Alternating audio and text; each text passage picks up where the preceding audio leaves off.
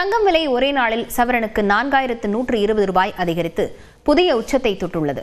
தங்கம் விலை நடப்பாண்டு தொடக்கம் முதல் தினமும் உயர்வை கண்டு வருகிறது. சென்னையில் ஆபரண தங்கத்தின் விலை காலையில் சவரனுக்கு 2800 ரூபாய் அதிகரித்து 1,14,000 என புதிய உச்சத்தை தொட்டது. தொடர்ந்து பிற்பகலிலும் சவரன் தங்கம் 1320 ரூபாய் உயர்ந்தது. இதன் மூலம் ஒரே நாளில் சவரன் தங்கத்தின் விலை 4120 ரூபாய் அதிகரித்து 1,15,320 ரூபாய் என விலை நிர்ணயம் செய்யப்பட்டது. 1 கிராம் தங்கம் ஒரே நாளில் 515 ரூபாய் உயர்ந்து 14,415 ரூபாய்க்கு விற்கப்படுகிறது.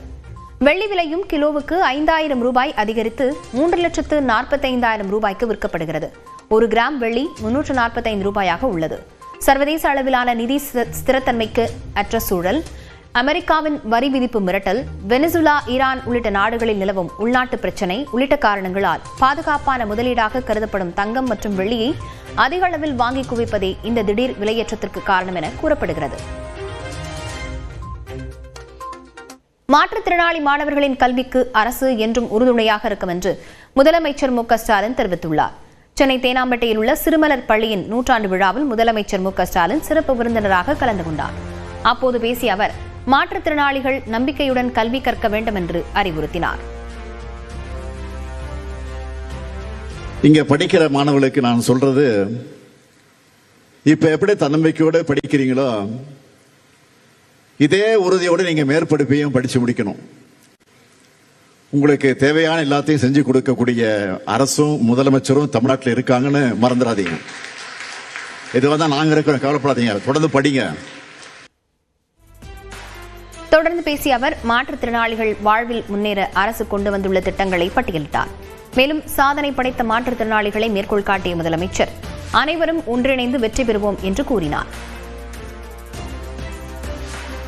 சென்னையில் மத்திய அமைச்சர் பியூஷ் கோயலை சந்தித்த அமமுக பொதுச் செயலாளர் டிடிவி தினகரன் தேசிய ஜனநாயக கூட்டணியில் மீண்டும் இணைந்தார். தமிழ்நாட்டில் சட்டமன்ற தேர்தல் நெருங்கும் சூழலில் கட்சிகளிடையே கூட்டணி பேச்சுவார்த்தை தீவிரமாக நடைபெற்று வருகிறது. குறிப்பாக அதிமுக பாஜக கூட்டணியில் அன்புமணி தரப்பு பாமக இணைந்த நிலையில் மேலும் சில கட்சிகளை இணைக்க முனைப்பு காட்டப்பட்டது. சென்னை வந்த மத்திய அமைச்சர் பியூஷ் கோயலை சந்தித்த டிடிவி தினகரன் தேசிய ஜனநாயக கூட்டணியில் அமமுக இணைவதாக அறிவித்தார். பின்னர் கூட்டாக செய்தியாளர்களை சந்தித்த பியூஷ் கோயல் டிடிவி தினகரனின் ஆளுமை மற்றும் களப்பணி சிறப்பானது என்று பாராட்டியுள்ளார். My brother Thiru Dinakaran has decided to come back to the NDA family. Thiru Dinakaran was with my father in the Rajya Sabha in the period 2004 to 2007, and since then I have seen his good work, I have seen his popularity, I have seen his leadership skills. பின்னர் பேசிய TTV Dinakaran, Edappadi பழனிசாமியின் பெயரை குறிப்பிடாமல் மீண்டும் அம்மாவின் ஆட்சி அமையும் என கூறினார். தமிழ்நாட்டில் என்டிஏ கூட்டணியை பலப்படுத்தணுங்கிற முயற்சிக்கு உறுதுணையாக இருக்கின்ற விதமாக எங்களது பங்காளி சண்டையெல்லாம் தூக்கி ஓரமாக வைத்துவிட்டு, விட்டு கொடுப்பவர்கள் என்றைக்கும் கெட்டுப்போவதில்லை என்கிற சான்றோர் மொழிக்கேற்ப எல்லாவற்றையும் மறந்துவிட்டு அம்மாவின் ஆட்சியை மீண்டும் தமிழ்நாட்டில் அமைக்க வேண்டும் என்பதற்காக மீண்டும் நாங்கள் என்டிஏவில் இணைஞ்சிருக்கோம். என்டிஏ கூட்டணியின் முதலமைச்சர் வேட்பாளர் தமிழ்நாட்டுக்கு யார் என்பது உங்களுக்கு தெரியும். நாங்கள் தமிழ்நாட்டு நலனிலையும் அம்மா மக்கள் முன்னேற்ற கழகத்தின் நலனில் அக்கறையோட நாங்கள் விட்டு கொடுத்து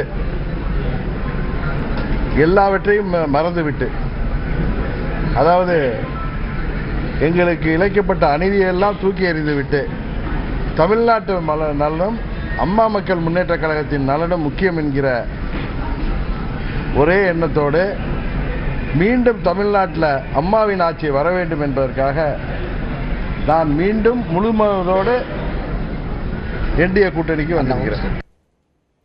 எடப்பாடி பழனிசாமியின் தலைமையை ஏற்க மாட்டேன் என்று கூறி கடந்த செப்டம்பர் மாதம் கூட்டணியிலிருந்து விலகிய டிடிவி தினகரன் 4 மாதங்களுக்குள் மீண்டும் அதிமுக பாஜக கூட்டணியில் இணைந்திருக்கிறார். தேசிய ஜனநாயக கூட்டணியில் அமமுகவுக்கு 8 தொகுதிகள் ஒதுக்கப்படும் என தகவல்கள் வெளியாகியுள்ளன. தேசிய ஜனநாயக கூட்டணியில் தொகுதி பங்கீடு குறித்து இதுவரை பேசவில்லை என்று அமமுக பொதுச் செயலாளர் டிடிவி தினகரன் தெரிவித்துள்ளார்.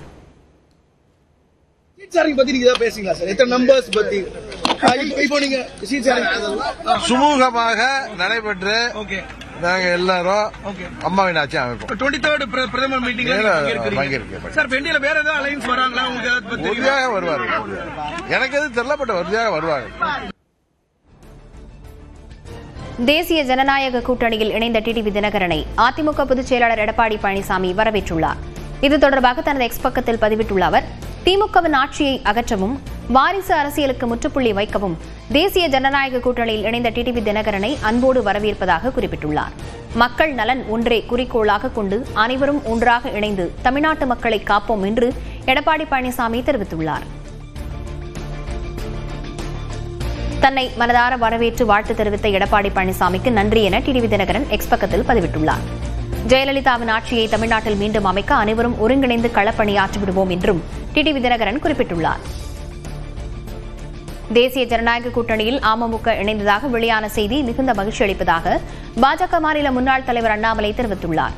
இது தொடர்பாக தனது எக்ஸ் பக்கத்தில் பதிவிட்டுள்ள அவர், தினகரனின் ஆழ்ந்த அரசியல் அனுபவமும் தேர்ந்த வியூகங்களும் வரும் சட்டமன்ற தேர்தலில் மக்கள் விரோத திமுக ஆட்சியை அகற்ற முக்கிய பங்கு வகிக்கும் என்று குறிப்பிட்டுள்ளார்.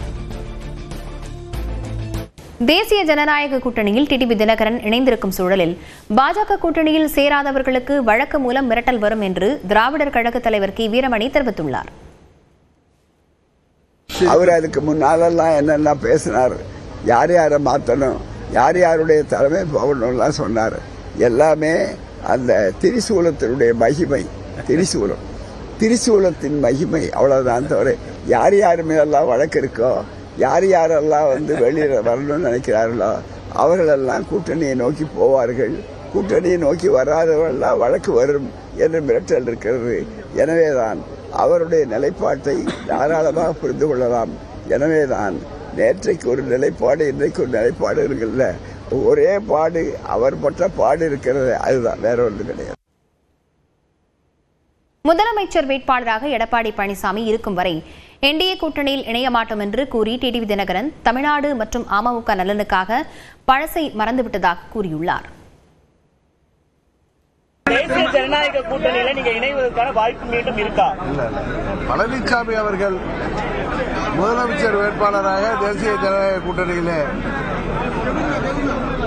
அவர் இருக்கின்ற வரை அம்மா மக்கள் முன்னேற்ற கழகம் அதில் இடம்பெறுவதற்கு வாய்ப்பே இல்லை. என்டிஏ கூட்டணியின் முதலமைச்சர் வேட்பாளர் தமிழ்நாட்டுக்கு யார் என்பது உங்களுக்கு தெரியும்.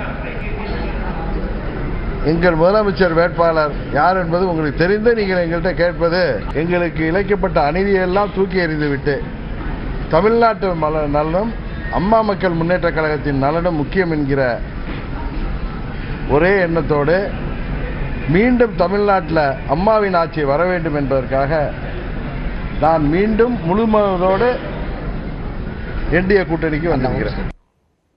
தேசிய ஜனநாயக கூட்டணிக்கு இதுவரை தங்களை யாரும் அழைக்கவில்லை என தேமுதிக பொதுச் செயலாளர் பிரேமலதா விஜயகாந்த் தெரிவித்துள்ளார்.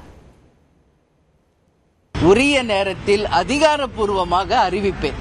அதனால இன்னைக்கு நானே சேனல்ல பார்த்தேன், அவர் வந்திருக்காரு, எங்களோட பேசுறாரு, நீங்க தான் போடுறீங்க.